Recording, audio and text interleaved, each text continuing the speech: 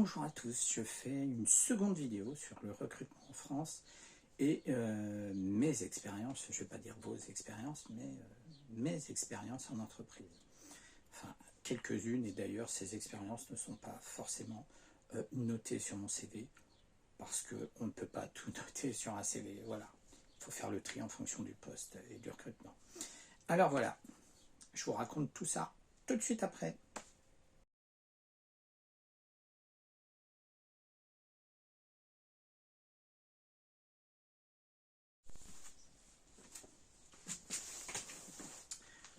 Donc voilà, je fais suite à mon introduction. Ici, je vais vous parler de ma deuxième expérience que je partage avec vous au sujet, alors laquelle, j'en ai tellement, sur laquelle je vais pouvoir me concentrer, sachant que la dernière, donc la première vidéo que j'ai mis en ligne concernait une école de formation d'ingénieurs sur Paris, etc. Et, bon, malgré les résultats positifs, j'ai pas été recruté parce que blablabla. Le système fait que quand on n'est pas dans la même crèmerie, eh ben, ça ne fonctionne pas. C'est un peu bizarre la vie, hein, vous voyez. Pourtant, je suis ingénieur informatique. Il a fallu des années, mais j'y suis quand même. Donc, petite histoire, est-ce qu'elle n'existe plus et que j'y ai vécu une expérience un petit peu improbable, je dirais. Ça m'a un petit peu gâché le moment parce que j'adorais ce magasin. Ils étaient présents partout en France et en Europe et je crois qu'il y avait 900 et quelques magasins en Europe à l'époque. Vous voyez, je me rappelle encore, plus de 900, 980, quelque chose comme ça. Oui, je m'en souviens toujours. Et j'ai été formé à devenir gérant de ce magasin. Donc je travaillais avec le gérant qui était en place. Je ne vous dirai pas dans quel département et comme je vous dis, l'expérience n'est pas forcément notée sur mon CV. Cette expérience-là, on peut avoir d'autres expériences. Donc celle-ci se passe dans un magasin avec un responsable qui s'occupait du magasin et moi j'arrivais pour être formé à la gestion d'un centre de profit, donc un magasin. J'adorais ce monde-là. Je ne sais pas si vous avez connu ces années-là. Je crois que c'est dans les années 90, ouais, 90, 91 avant que ça ferme, peut-être même 90, ouais. Commençait un petit peu à péricliter. Ils avaient encore plus de 900 et quelques magasins. Hein. L'année où j'ai travaillé dedans, il n'y avait pas de souci. Je travaillais loin de chez moi, donc je squattais l'appartement d'un ami. C'était cool d'ailleurs. Heureusement qu'il m'avait prêté ce logement. C'était une période assez chaude. Hein. Mais ce que j'en retiens, eh bien, être formé à la gérance d'un centre de profit, quand vous avez un responsable qui ne vous forme pas, c'est compliqué. C'est très compliqué.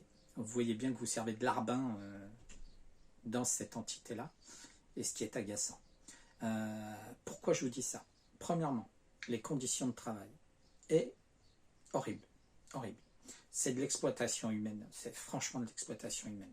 Mais bon, c'est pas la seule entreprise où je travaillais 12 heures par jour. Ça a été régulier, j'ai travaillé régulièrement dans des entreprises où je faisais plus de 12 heures par jour. Et oui, ça existe. Alors ici, le magasin ouvrait dans une galerie marchande d'un grand centre commercial. Donc, on devait être présent à 7h30. Le magasin devait ouvrir à 8h ou 8h30, je ne me souviens plus exactement. Mais on devait préparer le magasin plusieurs fois par semaine. Donc, de toute façon, il fallait être présent à 7h30 avant l'ouverture du magasin. Parce qu'on recevait chaque jour ou la veille des prospectus avec des publicités alléchantes. Vous vous souvenez peut-être de ces belles publicités qu'on mettait en rayon. Tous les produits devaient sortir, soit des cartons des stocks, et on devait faire la vitrine très rapidement le matin pour présenter les produits sur 2-3 jours. Et après, ça recommençait encore plusieurs jours après avec des nouvelles publicités, avec des produits alléchants, avec des belles étiquettes. Eh bien, il m'arrivait régulièrement, ouais, voilà, à 7h30, on fait la vitrine. D'habitude, on met à peu près 1 heure à faire une vitrine, 1h, 1h30. Et on se dépêche à le faire parce qu'il faut déballer les cartons, il faut présenter le produit, il faut mettre les étiquettes, il faut essayer de booster un peu la vitrine pour attirer le chaland. Hein. C'est un commerce, hein, c'est un business. Et on vendait un peu de tout. Hein. Donc c'était les ordinateurs, l'électronique pure, les composants électroniques de base. Hein. Il n'y avait pas tout. Mais c'était déjà intéressant de trouver ça.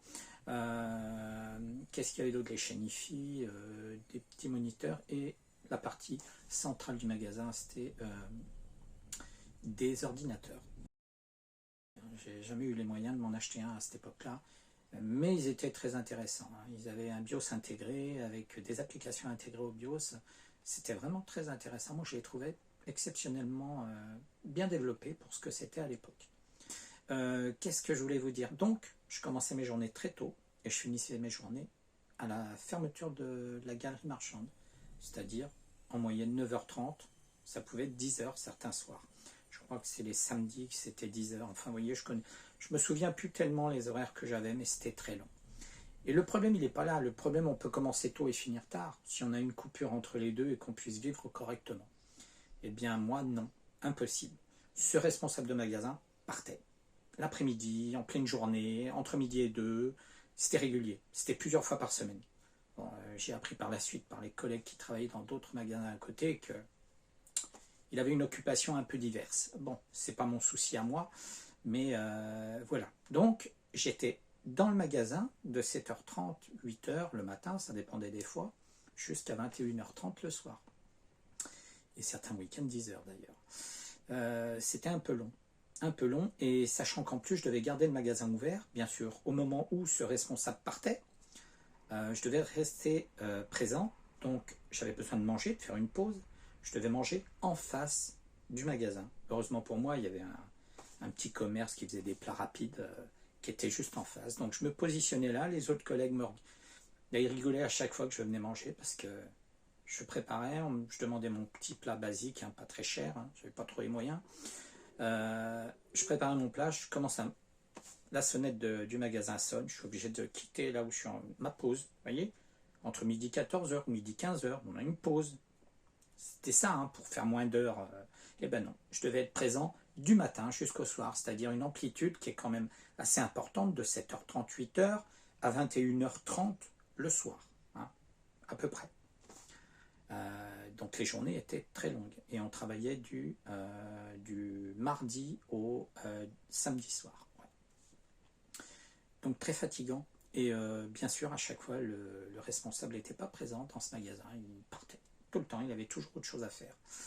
Et moi, ben, j'étais en formation, hein, donc ça dure plusieurs mois, vous êtes là, vous suivez, hein, vous suivez les directives, et donc très fatigant de manger en face. Et vous êtes obligé de vous arrêter, d'aller servir les clients, sortir les cartons, vous êtes en chemise-cravate. Hein. C'était un magasin, il fallait bien vêtu, hein. Il fallait un costume, sans la veste bien sûr, mais quand même bien sapé. On devait chercher les cartons là où il faisait une chaleur atroce, dans les centres commerciaux, hein, l'étage où le stock était très chaud, c'était horrible. Et dès que ça sonnait, il fallait redescendre tout de suite pour voir qui était rentré ou qui était sorti.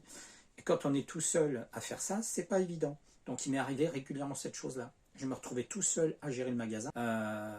Donc ça, c'est un truc qui était agaçant. C'est l'amplitude horaire, donc ma présence dans le magasin, et ensuite la non-reconnaissance de la hiérarchie. Un jour, j'étais tout seul quasiment toute la journée du magasin, dans le magasin. J'ai eu quelqu'un qui est arrivé bien habillé. Hein. L'habit ne fait pas le moine. Ça, c'est une petite anecdote. Une personne bien sapée. C'est pour ça que ça m'interpelle un peu ce qui s'est passé par la suite. Il arrive, il veut acheter du matériel pour une certaine somme. Ça devait être à l'époque, je ne sais plus combien, mais une somme, une petite chénifie, puis une autre babiole, ça dépassait une certaine somme. Donc de toute façon, dès que ça dépassait 500 francs à l'époque, on devait demander les papiers de la personne, donc les papiers d'identité. Comme c'était largement supérieur, je ne me rappelle plus combien c'était, 2 ou 3 000 francs, je lui demande ses papiers, et puis petit à petit je me rends compte que cette personne, c'est pas ses papiers, je vois sur le chèque, c'est le nom d'une dame, avec le nom et les prénoms, cela semblerait être une personne âgée, c'est l'impression que ça donnait. Moi je ne peux pas encaisser, tant que vous n'avez pas les papiers, je ne peux pas. Cette personne me dit, oui, vous inquiétez pas, costume cravate, hein, bien sapé et tout, hein, tiré à 4 épingles, hein. Ouais, comme ça, hein. Il est parti, il a dit je vais chercher le papier, il n'est jamais revenu. Mon responsable arrive en fin de journée, je ne sais pas ce qu'il a fait de la journée, hein, comme toujours, hein, on ne sait pas ce qu'il faisait. Il était très occupé. Il arrive en fin de journée et je lui dis j'ai eu cette personne, je n'ai pas vendu parce qu'il m'a donné le chèque et il ne m'a pas donné sa carte d'identité. Alors je dis il faut appeler les gendarmes. On me dit ouais, on va s'en occuper, on va appeler les gendarmes. Je lui dis bizarre, on va appeler les gendarmes, on le fait ou on le fait pas? Oui, t'inquiète pas, tu mets le chèque dans la boîte et puis j'appellerai les gendarmes. Je vous laisse l'anecdote et vous allez comprendre le truc. Après, c'est un peu limite quand même. Et se passe plusieurs semaines, et puis un jour, je suis encore tout seul dans le magasin, du matin au soir, beaucoup de clients, ça sonne tout le temps, je monte à l'étage pour faire les cartons, emballer les produits, des papiers cadeaux et tout, et ça sonne tout le temps, je monte, je descends, un petit escabeau, hein, je sais pas, c'est une échelle en bois, on monte à une espèce de grenier où tous les éléments sont déballés, donc il faut refaire les cartons et tout. Je passe mon temps à monter, descendre, surveiller, il n'y avait pas de caméra à l'étage, hein, c'est un peu idiot d'ailleurs, il y en a une à la caisse mais pas au-dessus. Donc ça bip, descendre, faire les cartons, et tout d'un coup, et les appels téléphoniques toute la journée. Alors moi, à un moment, je descends en sueur. C'est pas propre. Qu'est-ce que vous en penseriez, vous, de voir un vendeur dans un magasin qui transpire, je suette partout. Je n'avais pas arrêté, il faisait très chaud à cette époque-là. Et je dis au téléphone, allô? Ah oui, j'ai dit allô, j'ai pas présenté. Bonjour, magasin. Blablabla, le blabla habituel hein, de présentation.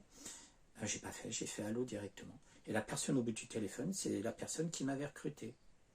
Elle me dit, vous répondez comme ça au téléphone? Je dis oui, désolé, je suis très occupé, j'ai beaucoup de choses à faire. Alors lui, dans sa tête, il ne cherche pas à comprendre que le responsable n'est pas là, que je suis tout seul en magasin. J'ai passé quasiment toute ma journée à faire le taf tout seul. Non, il ne s'en préoccupe pas. C'est ça le problème. Donc pendant des jours, des semaines, je fais des horaires impossibles. Je mangeais en face le midi sans coupure obligatoire, hein, même pour être formé à devenir gérant. J'adorais ce genre de magasin. Rien. Et tout de suite après, il me dit c'est pas bien, blabla, il me fait la morale. Je dis je suis désolé, là j'ai plusieurs clients. Ok, il raccroche, il me laisse, il me rappelle en fin de journée, à la fermeture du magasin, il me dit vous êtes viré. Oh. J'ai dit quoi? Je rentre pas dans le détail, je vais pas expliquer le pourquoi. C'est pas à moi de le faire. S'ils sont pas capables de se rendre compte de ce qui se passe dans un magasin, c'est pas à moi de leur dire. Ils n'ont pas voulu m'écouter. Moi, quand ça se passe comme ça, j'explique pas. Ça sert à rien. On s'en va. Le contrat, on n'en a rien à faire. Vous voulez que je quitte le job? Ok, je quitte le job. On voit ce qui est devenu en 1991. Hein, c'était la chute libre. Hein. Donc, je suis retourné dans ce magasin, je crois, quelques mois après. Il y avait deux petits jeunes, mais bon, le magasin périclitait déjà, donc j'ai pu acheter des trucs, des choses en promo, parce qu'on voit qu'ils faisaient des promos régulièrement, donc j'ai acheté des 3 bricoles.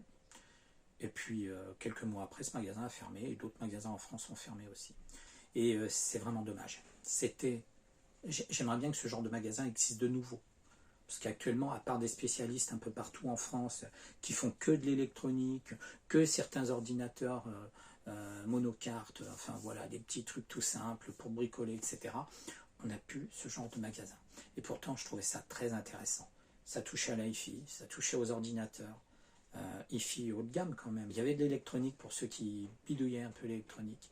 C'est vraiment dommage, vraiment dommage. Ça, c'est une catastrophe pour moi. Au niveau européen, franchement, tous ces magasins qui ont disparu, c'est une catastrophe. Il y avait largement de quoi faire pour continuer à vivre. Donc voilà, petite histoire, elle a été un petit peu longue, mais je voulais vous partager mes aventures. C'est vous qui voyez comment vous le prenez. Pour moi, c'était intéressant, ça m'a montré comment fonctionnait un magasin, puisque je me suis vite retrouvé avec les rênes, apprenant les rênes du magasin, sans le responsable, qui était quasiment jamais présent. Voilà. La seule déception, c'est les horaires qui fatiguaient énormément. Il faut avoir la tchatche toujours. Vous savez, quand vous vendez, vous proposez des produits, vous expliquez les produits. Il faut les connaître, il faut passer du temps à chercher les infos. On ne vend pas un produit, c'est pas un grille-pain. Et même un grille-pain, il faut expliquer comment ça fonctionne. Moi, j'aimais bien expliquer les choses, même les ordinateurs, etc. Donc voilà, c'est un petit manque. J'aimerais bien que ce genre de magasin existe de nouveau. Ouais, ce serait super. Allez, je vous laisse avec cette histoire et bientôt une nouvelle aventure, vous allez voir, elle est encore plus pire que celle-ci, peut-être. C'est vous qui verrez. Allez, je vous laisse. À très vite pour une nouvelle histoire. Alors, je fais un petit complément, je mets la vidéo en pause. Petit complément sur cette histoire. Le chèque. Je vous avais dit, je vous reparlerai du chèque. Eh bien, devinez où il est resté le chèque. Avant de quitter l'entreprise, on fait la caisse, etc. Et qu'est-ce que je vois dans le fond de tiroir? Le chèque de mon histoire du monsieur qui n'avait pas donné ses papiers d'identité. Donc le chèque est resté dans le tiroir. Il n'a jamais appelé les gendarmes pour vérifier que ce chèque n'ait pas été volé, etc. Bon, le taf d'un responsable de magasin. Voilà.